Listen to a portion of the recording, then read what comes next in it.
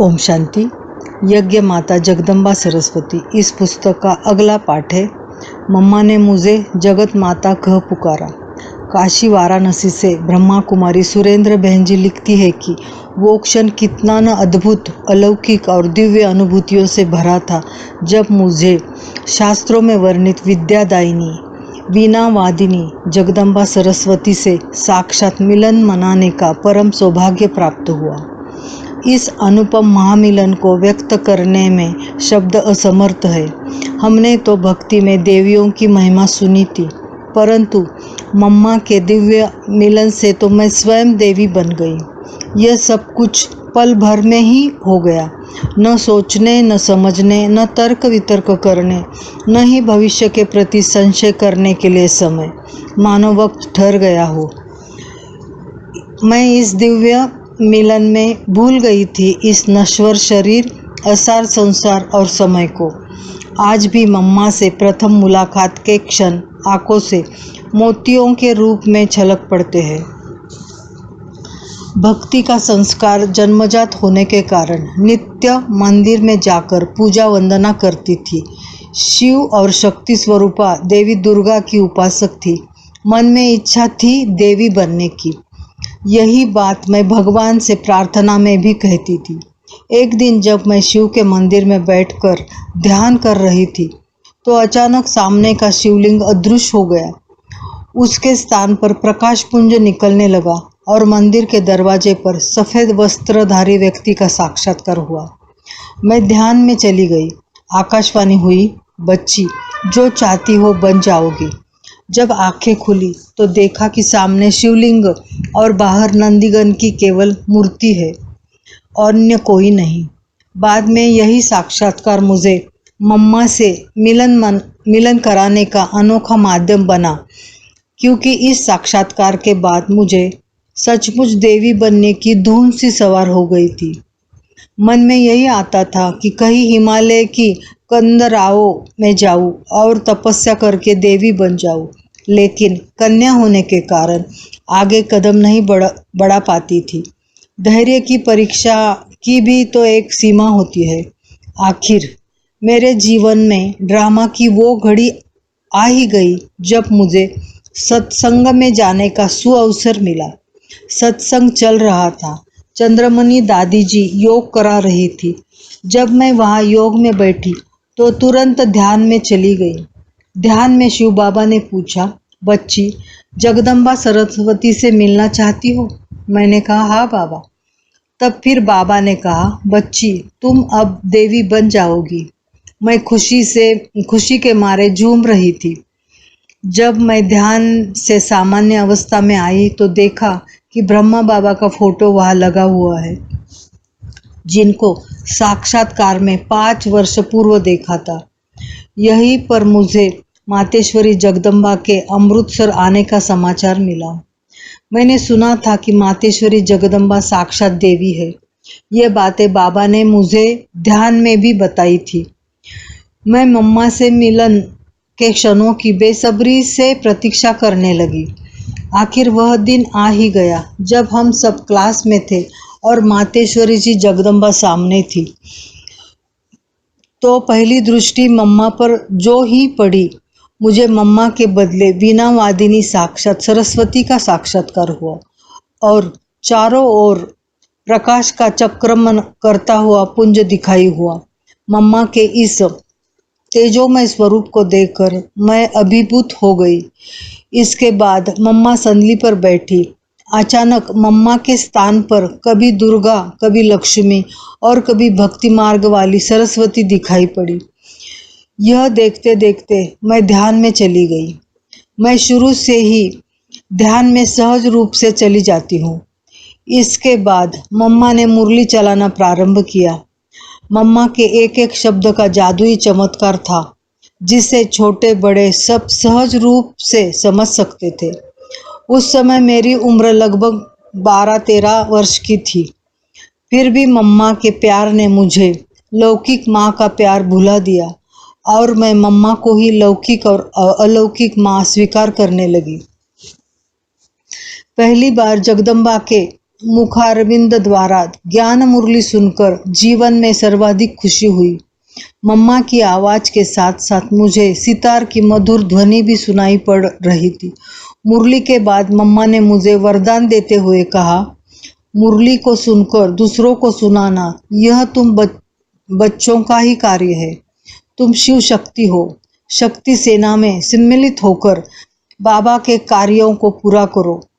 तभी मैंने मन ही मन वायदा किया कि मैं अपनी इस माँ के वचनों को अवश्य ही पूर्ण करूँगी। दूसरी बार मम्मा से मिलने का परम सौभाग्य प्राप्त हुआ पंजाब के बटाला शहर में। दादी चंद्रमणि जी की पालना में पली हुई कन्याओं से तब सारा हॉल भरा हुआ था। इतनी कन्याओं को देख मम्मा बेहद खुश दिखाई दे रही थी।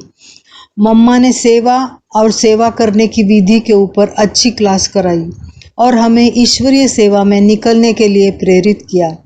उम्र में मैं सबसे छोटी और दुबली पतली थी, फिर भी मम्मा की क्लास से प्रेरणा लेकर मैंने सेवाओं में निकलने की दृढ़ प्रतिज्ञा की। चंद्रमणि दादी जी द्वारा मिली ईश्वरीय पालना और स्नेह के कारण किसी भी कन्या का दिल बाहर जाने का नहीं हो रहा था, परंतु मैंने मम्मा से कहा, मम्मा मैं बाहर ईश्वरीय सेवार्थ जाऊंगी। इस पर मम्मा ने मेरे निश्चय की परीक्षा ली और पूछा कि अगर तुम्हारी माँ ने मना किया तो क्या करोगी। तब मैंने संकोचवश कहा कि मम्मा आप ही तो मेरी माँ हो। तब तक मैं अपनी लौकिक माँ को सचमुच जैसे भूल चुकी थी। यह मम्मा के प्यार का जादुई चमत्कार था। फिर मम्मा ने कहा, मैं तुम्हें शेरों के पास भेज दूँ तो डरोगी नहीं, शेरों का शिकार करोगी ना। यद्यपि मैं शेरों का भावार्थ नहीं समझ पा रही थी, फिर भी मैंने उत्तर दिया, हाँ जी मम्मा। फिर मम्मा ने जैसे एक से एक परीक्षा लेते हुए मुझे फुल मार्क्स देकर काशी के विद्वान पंडित महामंडलेश्वर शंकराचार्य एवं विद्वत परिषद की सेवार्थ भेजा। ईश्वरीय सेवा में निकलने से पहले मम्मा ने हमें अपनी विशेषताओं से भरपूर किया। हमने अपनी आँखों के सामने उस समय के प्रतिष्ठित उम्रदराज व्यक्तियों को भी मम्मा की अलौकिक शक्ति के आगे नतमस्तक होते हुए देखा। यह उनकी असीम ईश्वरीय शक्ति का ही चमत्कार था। मम्मा न केवल मीठी और मधुर वाणी बोलती थी, बल्कि उनके नयनों की भाषा भी इतनी ही मधुर एवं मीठी थी कि जो कोई भी नज़र मिलाए उसे सहज आभास होता था कि मम्मा हमें कितना प्यार करती है। मेरे अंदर कम बोलने और अधिक संकोच करने का संस्कार बचपन से ही था। इस पर मम्मा ने कहा, तुम्हें शक्ति की देवी दुर्गा बनकर सेवा करनी है। दुर्गा देवी कभी संकोच नहीं करती। इस प्रकार मम्मा ने मेरी अनेक सूक्ष्म कमजोरियों का अपनी मीठी मीठी शिक्षाओं द्वारा बहुत ही सहज परिवर्तन कर दिया। फिर मम्मा ने मुझे समझाया कि तुम जगत माता हो। जगत माता के सम्मुख हर एक प्रकार के बच्चे आएंगे, कोई प्रेम वाले, कोई नटखट। मैंने मम्मा के दिए इस सम्मान का विशेष प्रयोग किया और सेवा क्षेत्र पर सेवा में सफलता प्राप्त करने में विशेष मदद अनुभव की। आज भी मुझे लगता है कि मम्मा सूक्ष्म रूप में मेरे सम्मुख उपस्थित है और समय प्रति समय मार्गदर्शन करती रहती है। मम्मा अपने आप में ज्ञान, योग और दिव्य गुणों की प्रतिमूर्ति थी। भला मम्मा की महिमा को शब्दों की सीमाओं में कैसे व्यक्त किया जा सकता है। ओम शांति।